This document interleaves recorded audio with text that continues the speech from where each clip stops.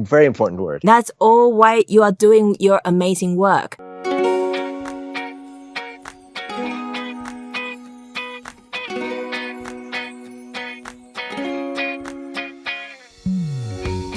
Hello and welcome to Talk Chineasy, where we teach you Chinese with ease. My name is ShaoLan. I'm going to teach you a useful phrase of Chinese every day. In this episode, we're going to learn how to say health in Chinese. We have Daniel Kraft with us. Hi, Daniel. Hey there. 你好. 你好. That's amazing. Wow. Okay, 你好. I try to find a way to introduce you to our audience. And I noticed that if I want to read out everything you did, that would take 3 hours. So I'm just going to say, Daniel is a Stanford and Harvard-trained physician. He's a scientist, inventor, entrepreneur, innovator, educator, and he's the executive director of exponential medicine at Singularity University. And he's also a pilot. Is that okay? That's great. Okay, so you are everything, Daniel. But today we are going to make you a Chinese speaker too. I'm ready. Let's say 健康. jiàn kāng. 健康, that means health. jiàn kāng. 健康, yes. Very important. A very important word. That's all why you are doing your amazing work. 健康 is health. 健, let's pronounce it. 健. jiàn. 健is fourth tone. That means strong, strengthen. 健. jiàn. kāng. kāng. Kāng is the second word. That means prosperity. That also means peace. So you strengthen the peace in your body, of course. In ancient China, in Chinese medicine, they see the whole world and the individuals in a holistic view. So when you have strong, strengthened prosperity, it has to come from good health.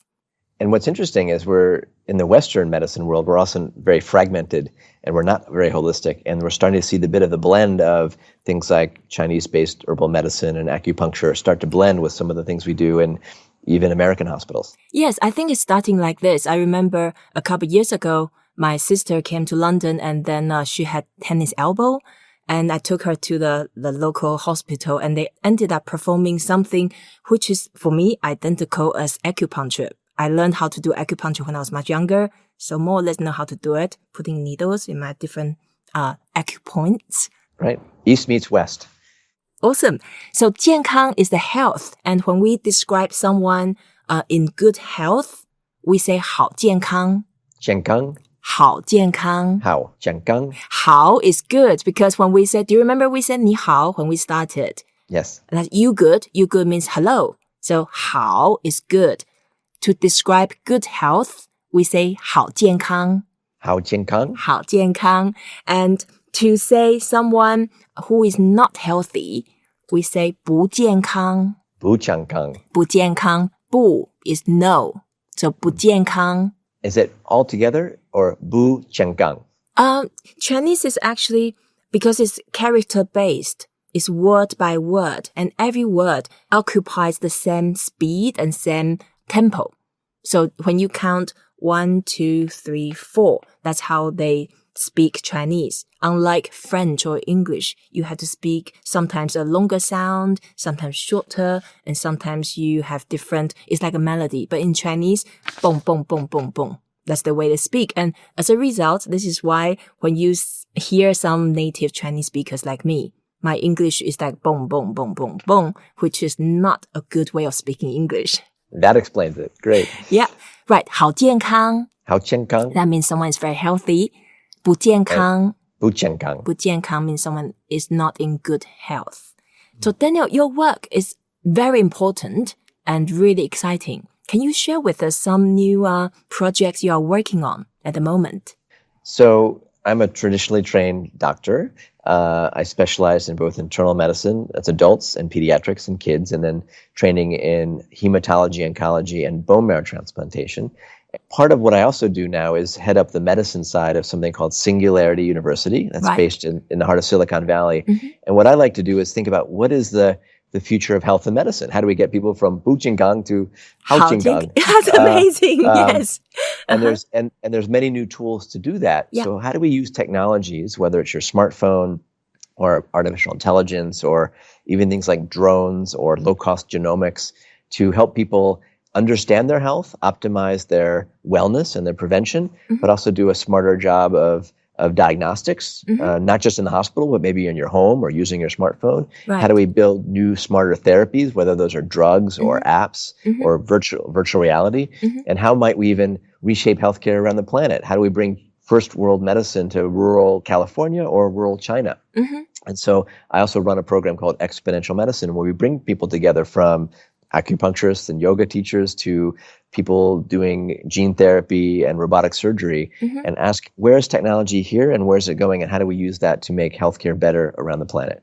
This is amazing. Do you need some more guinea pigs? I'm willing to volunteer. Well, we're always looking for people to do clinical trials. But what's interesting in this new exponential connected age, you can now download a clinical trial on your iPhone and be part of trials. You can now connect with other patients or share your genetics or your microbiome data. So it's a really interesting time now where we can all become data donors and be part of the cutting edge of health and medicine. And we'll see more and more clinical trials be shared.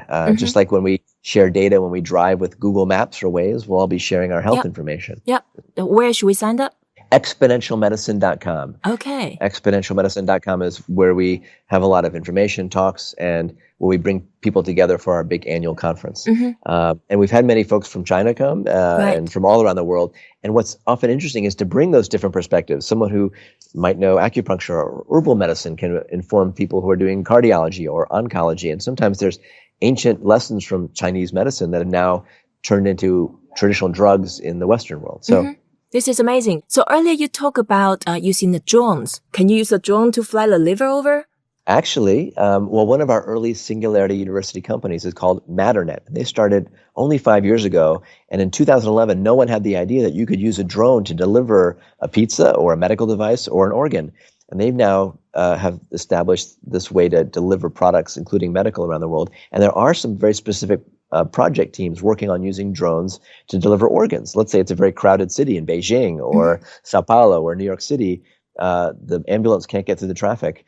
You'll be able to send blood products, vaccines, devices, or an organ by drone as well. Wow. Your work is extremely important because you are transforming people from 不健康 to 好健康 or to keep 好健康 forever. And Hao Qing Kang is not any one thing. It's paying attention to your brain and meditation and your diet and your exercise, or if you have a disease like diabetes, using the data from your glucometer in smarter ways. So it's all about convergence of technologies that can help you as an individual stay more engaged in your health. Can help a doctor like me be more connected to patients and to use the data, whether it's genetics or step data, in smarter ways. Exactly. And this is very much Chinese philosophy. We want to have preventive medicine rather than intervention.